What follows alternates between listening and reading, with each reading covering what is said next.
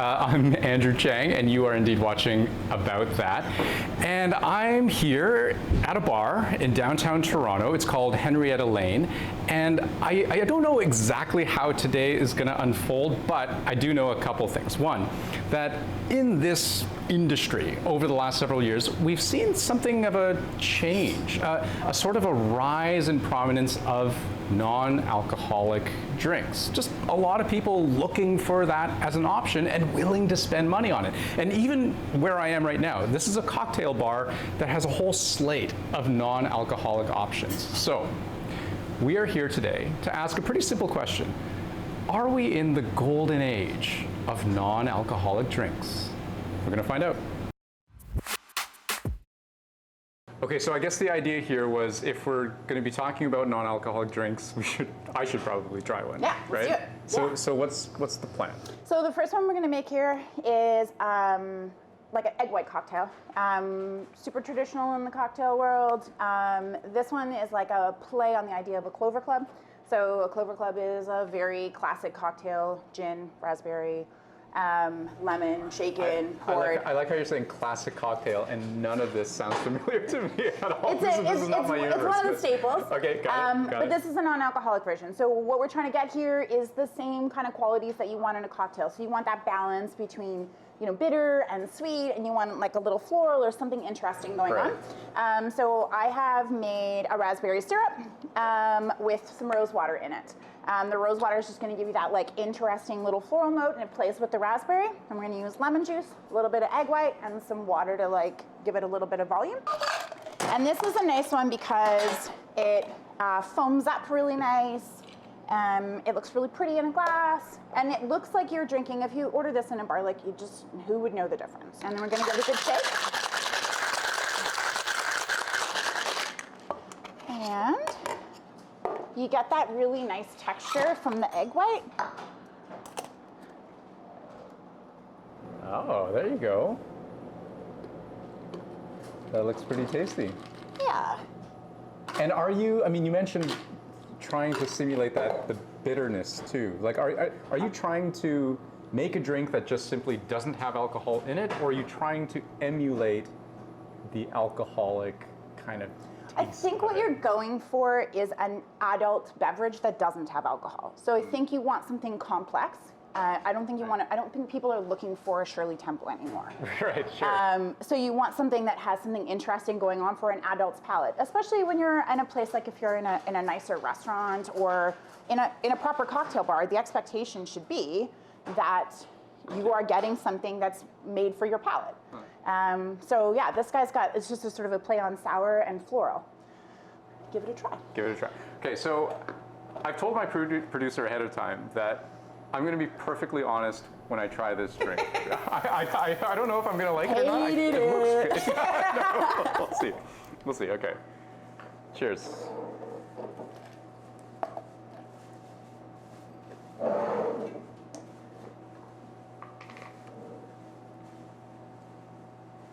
It's really tasty.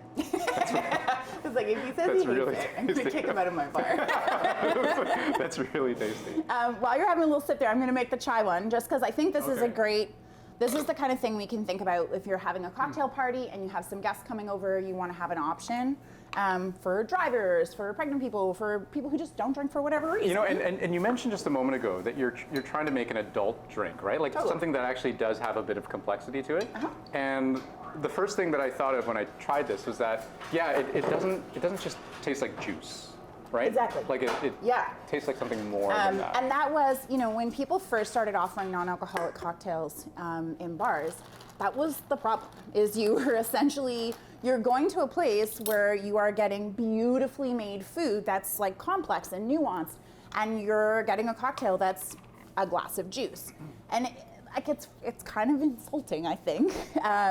But we've started to see like bartenders really like playing with their ingredients and using and having like different options and thinking about how to create that same balance that we try to achieve in every cocktail, just without alcohol. And yeah, it's a little bit harder because you are using juice and spices and stuff like that, but it's also fun. Well, cheers. Happy holidays. Can we let's sit and chat because I have many more questions for you. Okay. Can I just get one thing straight? Yeah. My producer told me you're the owner Yes. of this place. Yeah, there's two of us. And you don't drink. No. Explain that for me. I stopped drinking in 2014. I was getting married and I wanted to like go on like a health kick to look nice in a wedding dress and to quit smoking.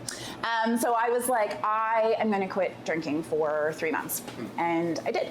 And after 3 months, I was like, I'm never going to drink again. So I just didn't. And I taste the cocktails at work and the beers that come in, but I don't actively choose to drink. The fact that you guys have such a diversity of drinks, right, on your menu. Sure. Alcoholic, but non-alcoholic as well. Yeah, that was important to me. Yeah. So yeah, like this is personal. For sure. Yeah. Right from the beginning, I wanted us to have the same options for non-drinkers as we have for drinkers. There started to be more non-alcoholic, like liquors, and I started trying those, and then now there are seltzers and so many different kinds of beer, and some of them actually taste like beer because initially they did not taste like beer. Sure. Some of them are great. There's starting to be as much of a breadth in the market as you see in alcohol. Yeah, and help me understand just the sheer range of products. Yeah, I mean, like it's literally whatever you can get for alcohols, there's somebody trying to make that non-alcoholic. And some of them, to varying degrees of success, you know. Yeah, some of them are wonderful products, and some of them are, one of the big companies is called Partake. They make a non-alcoholic beer, and they have a fair range of beers. I think they have like 7 of them now. And they started making a stout. Oh, non-alcoholic stout. Yeah, and it's like, it gives you that like thing that you got from Guinness, that kind of like warm, like roasty, you know, and that is a hard thing to make happen without somebody who knows about beer. And is there as much of a craft to making non-alcoholic drinks as there is with alcoholic drinks? Because, you know, I think of brewers and distillers and the science behind it. Do you remember when like craft beer started in Ontario and everything was just a crazy IPA and it just like blew your head off and you're like, okay, but that's where we are. like I don't think that it's been like a finely honed craft yet. It's hit or miss. But it's great that they're being made. But even still, this has come a long way from, you know, as you were mentioning before, like Shirley Temple's 100%. kind of mocktails that I remember from years ago. So who's buying stuff like this? Like anybody. And it's super interesting. And sometimes it'll be people like, I have regular customers who drink 2 or 3 drinks and then switch. Oh, so it's like even alcohol drinkers would order. Yeah, to pace yourself through the night. Like if you're out with a bunch of people and you want to like keep being social and carrying on, you just sort of switch in the middle. It's super common, and they've started to sell often enough that it is a useful and profitable thing to have on your menu. But non-alcoholic drinks can't possibly rival the business that you do in alcoholic drinks, right? Like it's still, like, there must be a huge gap. No, but if you consider that if you have, let's take a couple for example, and one person isn't drinking. If you are just sitting there drinking a glass of water while your partner has a beer, it's uncomfortable to have 2 or 3 beers. But if you are having a delicious drink and you're like chatting and it's an enjoyable experience for you, for the both parties, people are more likely to have more drinks. You're keeping people in their seats and enjoying themselves and feeling like they're being offered something for them, which I think is important. So that's fascinating that the spin-off benefit is a big part of what makes this an interesting idea from a business standpoint.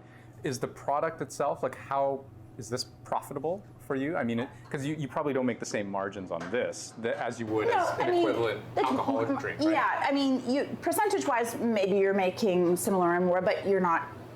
You know, you're not charging the same amount. What would this cost? If I think those are $8. $8? Yeah. Okay. And then like a similar drink with alcohol in it? 15. 15? Right. Yeah. Okay. I mean, of course, the cost on the alcohol drink is a bit higher. Yeah.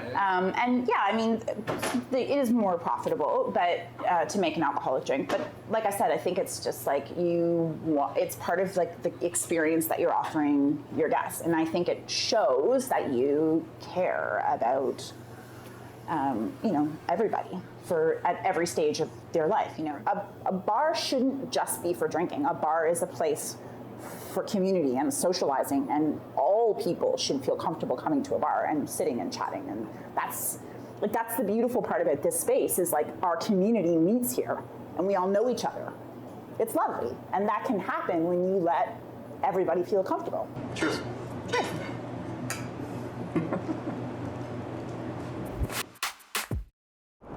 Hey, I'm Lauren Bird. I'm a producer with About That. We're talking about non-alcoholic drinks today, and we heard there's a guy in Stratford who's making non-alcoholic tequila and gin. So we're gonna go see if we can find him. It's a bit of a drive, so we'll catch you after the break. See ya.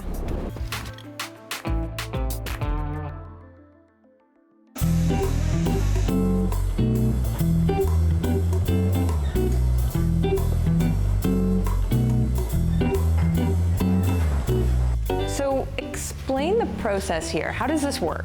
So for our non-alcoholic spirits, for sober non-alcoholic spirits, we start as a alcoholic product. So we macerate botanicals in an alcohol-water mixture. Okay. And then to remove the alcohol and to basically concentrate the flavor, we go through a distillation process. And essentially what happens is that the alcohol will burn off, and then we'll concentrate on the material in the still, and then use another process of further distillation and some dilution to essentially get to below 0.5% alcohol, which in Canada is called non-alcoholic. And how does that differ from distilling traditional gin? Traditional gin would essentially be macerated almost in the same way, using similar botanicals, but they obviously use the alcoholic product. So we're using a similar process, just different materials.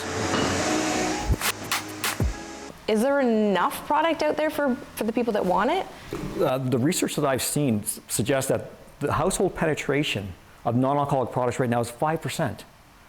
So there's a lot of opportunity, a lot of different, people have different ideas of what they want in a non-alcoholic alternative. Right now, it's a lot of experimenting, a lot of new products on the marketplace, but is there room for more products? Absolutely. With 5% penetration, there's a lot of room to move up. Is this a trend? Is this a fad? Is it the golden age of non-alcoholic drinks? Again, with the amount of household penetration, it can't be the golden age yet. We're moving into that. The other side of this in terms of the drinks business is the whole, what we call the on-premise or the restaurant side of business. They've been slow to pick this up. They've been slow to get onto the trend in terms of that their guests want non-alcoholic options. It's slowly coming to Canada. It's picking up in the United States. So there's a lot more opportunity.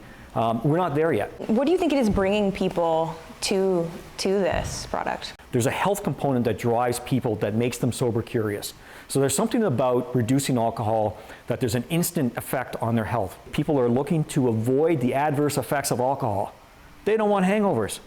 So basically they're looking for alternatives to reduce their alcohol consumption. And like myself, you need a viable alternative to actually make that happen. Water's been around forever. People don't actually want to choose that. If you're in a social setting with your friends, you want to have drinks like they have, you need a viable alternative to an alcoholic drink. Right, so it's not necessarily about not drinking at all, but having a decent substitute. Yeah, what I've seen in terms of, again, the research from the US, it's moderation that's driving the sober curious. It's not abstinence. Okay, so I'm back from Stratford. I have my viable alternatives with me. I'm gonna head upstairs. I'm gonna mix a drink for Andrew and I so we can try it out. So we'll see you up there. Hey, Lauren. Hey, how's it going? Good. So we're both back from our tasty journeys. Our adventures. Yeah, but you've brought stuff. I brought treats back. Okay, so I'm gonna make us a gin and tonic and a Paloma. Okay. And these are using the spirits that I got from Bob. So yeah, we're just gonna go for it. So this is non-alcoholic gin. It's non-alcoholic gin, yeah. What is usually your cocktail of choice? I love G&Ts. Yeah? Okay, excellent. That works out really well for me. And so this gin is actually designed to mimic the burn of gin? The botanicals that they use, everything, it gives the same kind of burn that you would get normally from like gin, from tequila. You wouldn't want to drink it straight. You can definitely tell that it's similar.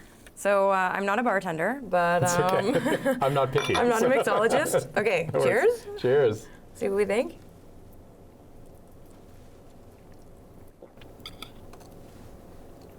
Okay. Yeah, right. Like you can feel the juniper. It has that kind of. Yeah, and there is almost a I want to say spicy quality to it, but like almost sort of. Yeah, so it kind of does the trick, right? Interesting. Yeah.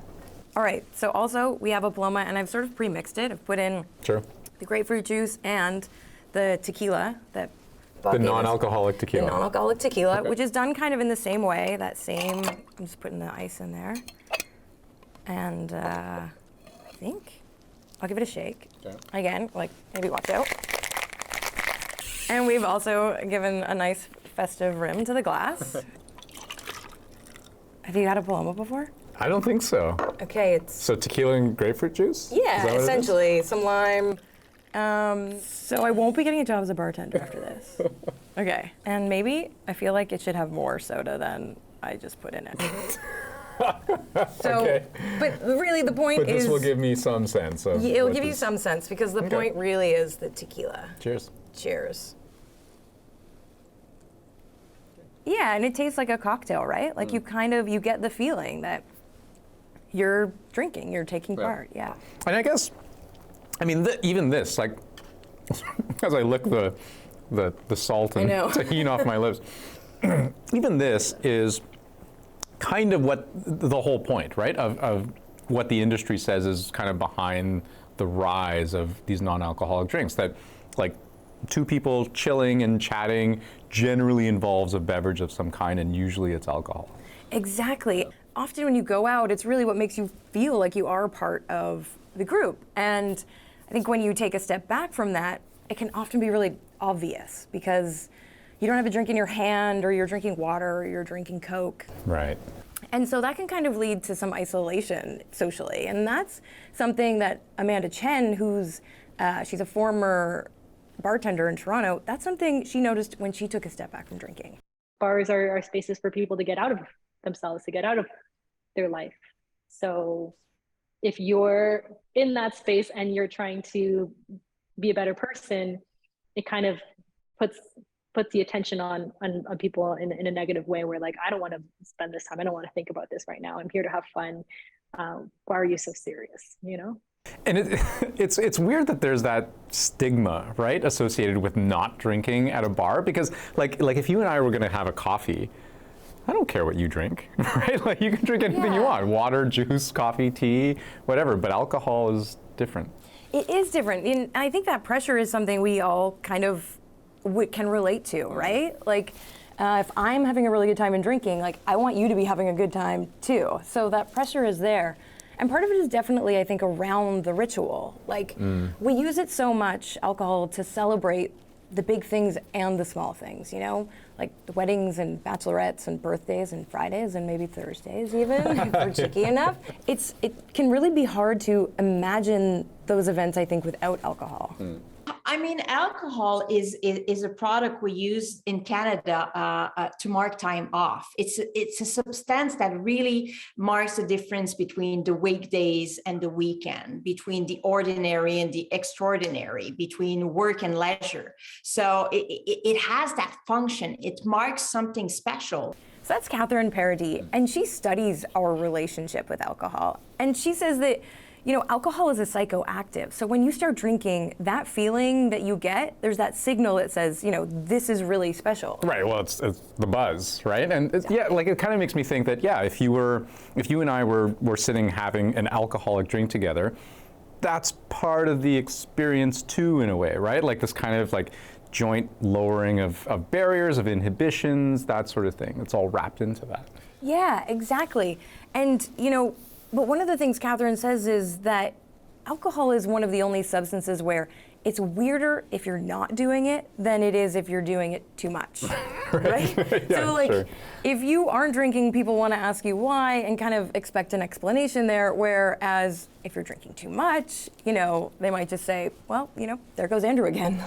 That sometimes happens, sure. Sure, but you know, that stigma is really, people feel that, and it's something that Amanda Chen felt. And that is kind of what led her to go and develop her own non-alcoholic mezcal, because she says she wants people to have those options, because sometimes it can be a more serious issue. I wish that there's more discussion around safety in bars, and specifically like dating culture, work, corporate culture. Right now, people secretly run off to the bar and get their own drink that might be non-alcoholic, but might look like one. And instead of this like sneaking around and hiding around, if it was just more open, that today I'm only going to drink this amount, I think it's more empowering to people, to consumers today, and encouraging that choice. Because right now, I think there's been a difficulty of saying no. And if they can say yes to a drink that they know will not impact them negatively, and keep them safe, then why not? And so, yeah, that's something, you know, I can really understand, wanting to have the option to kind of still take part in the ritual, still feel included, but not really have to explain yourself. Right. No, totally. I get it. Like the provision of more options is never a bad thing, right? Absolutely, yeah. Okay. Hey, stick around. We're going to be back after this. We'll take a few more sips, but after this commercial break, a final thought. Hey, welcome back. Lauren and I here having a drink. Yeah. Let's cheers one more time.